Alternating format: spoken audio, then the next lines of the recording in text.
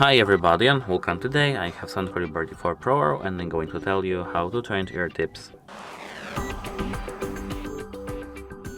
At first we have to take our headphones out of the case.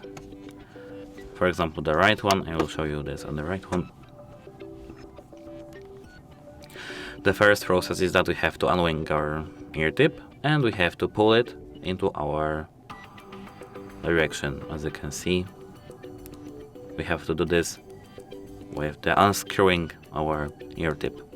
Now as you can see, our ear tip is removed, and now, for example, this is a new one. Now we have to unwing our ear tip like that, and the best way is to put our finger in it, and we have to put it back into the speaker with the same screwing method, as you can see.